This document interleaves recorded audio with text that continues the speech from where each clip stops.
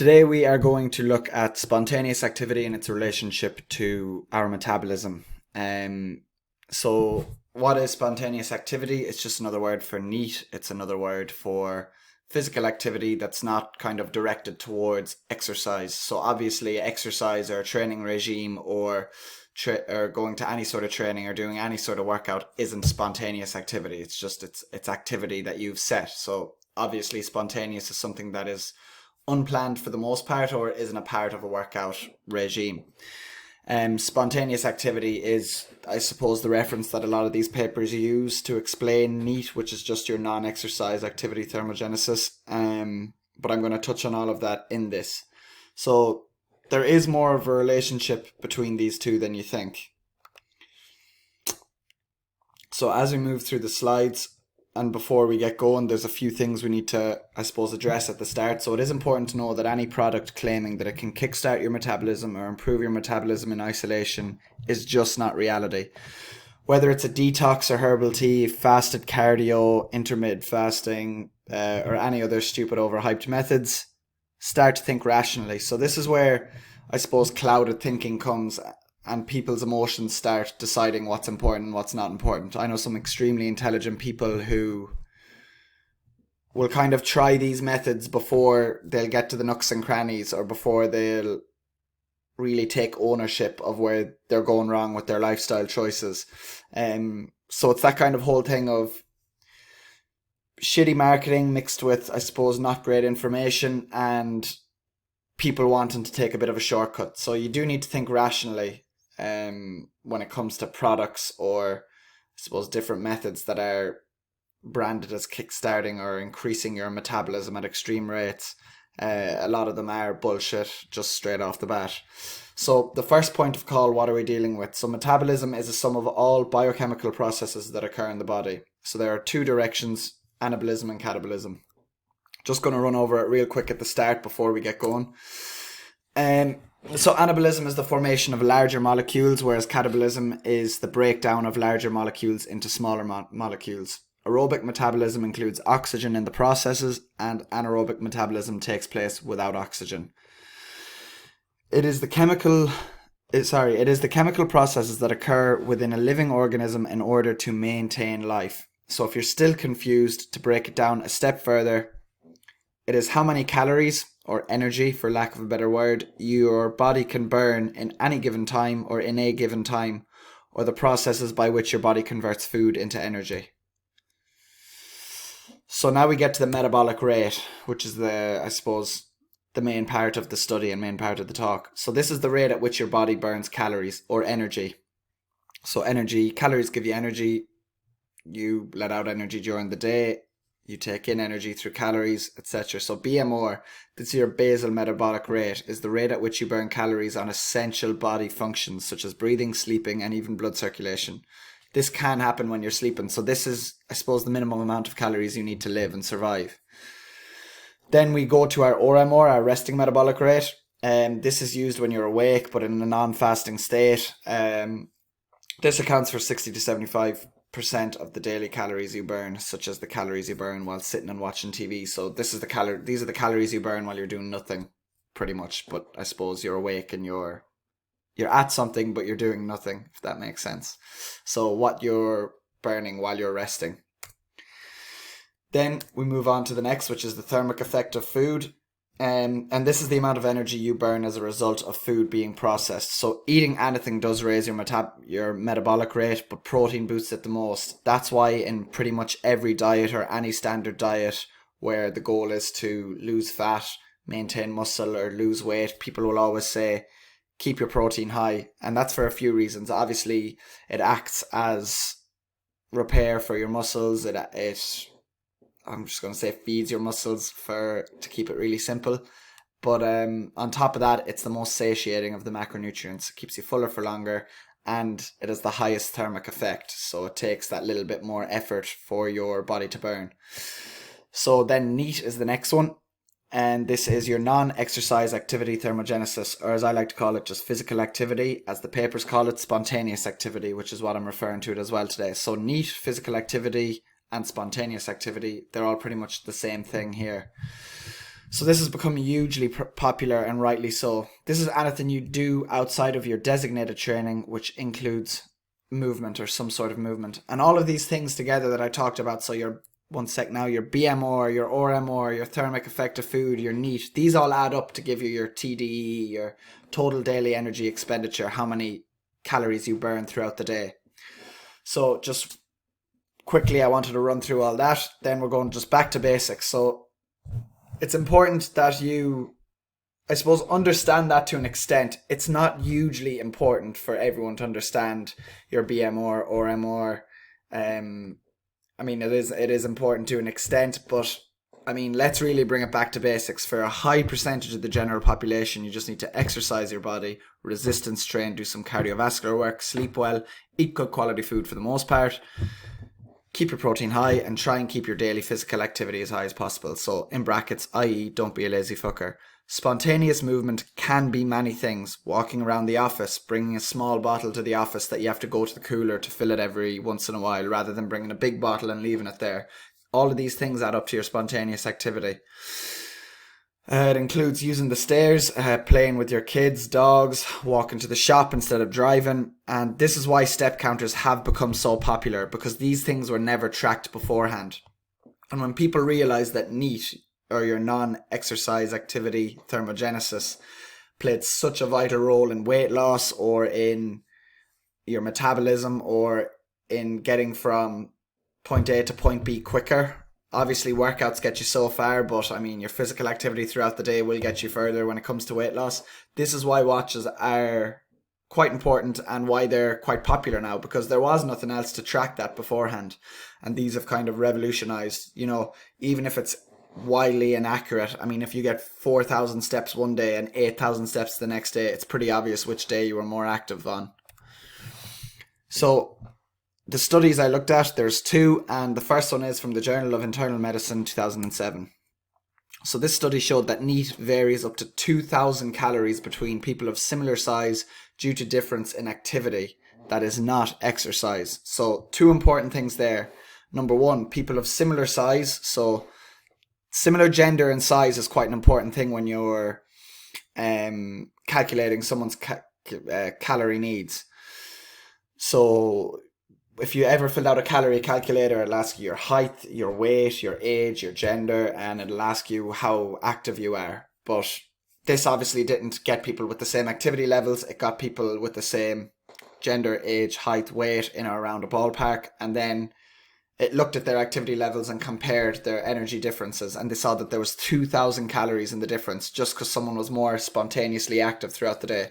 So they looked at the relationship of obesity and NEAT, finding that leaner people had the tendency to stand and walk more due to not being uncomfortable holding any excess weight. So again, it's a bit of a vicious cycle, and one thing feeds into another. So obviously, if you have a bit of weight on, you're not as inclined to move as much more, you're inclined to move less due to the uncomfort, and so on and so forth. But once you start moving around, once you start shifting the tin or shifting the bit of weight, it gets a little bit easier, and then that encourages you to move more and more and more because it is less uncomfortable, I suppose. So it also studies the obvious trend in obesity rates growing more and more due to the eruption of technology and lack of spontaneous movement. So what it really realized is people's differences in their days were really simple things. One person may have hoovered the house, someone else had an automatic hoover. Two people may have gotten a takeaway, one person might have walked to get it, the other might have ordered it in for delivery. Again, these are two technology things. Another example could be one man may have mowed his garden and the other man, who was the same age, size, gender, whatever, may have had an automatic lawnmower or someone do it for them. So again, technology does play a role, definitely, but it's not totally to blame. You need to take ownership yourself on this. That just plays a part. The next study was from the Journal of the International Society of Sports Nutrition, and this was 10 years later in 2017. And this showed that NEAT can contribute from 15% to 50% of your total daily energy expenditure, which is what I talked about earlier. That's your BMR or MR, thermic effect of food, your NEAT, things like that. And then at the very top, which I didn't even bother explaining today because I'll explain it at the end. So when calculating your total daily energy expenditure, you got your BMR, your RMR, your NEAT, or your thermic effect of food, your NEAT, and then the smallest bit is EAT. So that's your exercise activity thermogenesis, and that's just the small bit you burn off exercising. Again, different point, but this showed the difference varied hugely. So 15% and 50% is massive when it comes to your total daily energy expenditure, and it compared sedentary individuals to very active ones. So this is a huge spectrum that has posed significant results in weight management. We can see firsthand that overall activity levels has a bigger effect on your weight management or metabolism than all the other fluff that we see being sold. So again, let's put it into perspective when reaching a goal. So be reasonable. Again, lots of smart people I know tend to go for the easy way out, but you really need to be reasonable with yourself. They don't only go for the easy way out, but they're not willing to make some changes. So for example, someone wants to lose weight. What's the first thing that comes into their head in our society is, I'll start an exercise program, or I'll start exercising. So exercise is great for reaching your goals. It's a great tool and it helps you along the way. Helps you become resilient, keep injuries away, improves the quality of your life, amongst so many other positive reasons. But if weight loss is the goal, you should be looking at, I suppose, other things. So obviously, no matter what the goal is, I think exercise is so important, and it's a bit of a non-negotiable in my opinion. But if you have specific goals, you must have specific measures to get to those goals. So if weight loss is a goal, sort out your nutrition. It is a lot easier to manage your weight through your nutrition rather than working out to lose weight. So again, saying that again, it is a lot easier to manage your weight through your nutrition rather than working out to lose weight. If you work out 4 days a week, which, I mean, on average, people who want to lose weight, or on average people anyway around, would work out 3 to 4 days a week. So let's say they're at the higher end of 4 days. That's only 4 hours max. Now, in these 4 hours, four individual 1 hour slots, maybe there's actually only maybe 30 to 40 minutes of movement within that, and the rest is, allocated rest time, set up, getting ready, cleaning up, leaving, things like that. So I'm just going to say 4 hours. I'm imagining here that you're getting the full hour out of each session. That's 4 hours out of 168 hours in the week. That's only 2.38% of the week. And if you put effort into 2.38% of anything in life, you will do very well to be successful. So get more active, make better food choices. So what are you doing the rest of the 168 hours? So take away those 4 hours. That's brilliant. These 4 hours are going to get you to your goal, or at least that's what you kept telling yourself. What about the 164 other hours? How's your sleep? How's your nutrition? Like, are you going to just keep eating the same thing and then adding a bit of exercise in to lose weight? You'll feel better, obviously, from exercising, but if weight loss is the goal, you're not going to get there. Then you might try some hacks for your metabolism or whatever, but how's your daily activity? So let's say, have I got a pen here? Let's say we have 168 hours. Let's say you sleep, I don't know, 6 hours a night. So up on 40 something hours, 42 hours or whatever. Let's say you take that away from your 168. You take away 4 hours of exercise. So you're going to be looking at around 120 hours, let's just say, to make it simple. What are you doing the other 120 hours? I mean, obviously there's work involved. Is your work physical? Are you moving around? If not, then take 40 hours away from that. Now you're at 80 hours. What are you doing with those 80 hours? Are you moving much outside of work? If work isn't physical, are you looking after your physical or spontaneous activity outside of those 4 hours of exercise? So it's definitely something I want to touch on again, is that when it comes to burning calories, you would be so surprised how little calories you burn when you're exercising, especially as you adapt that exercise.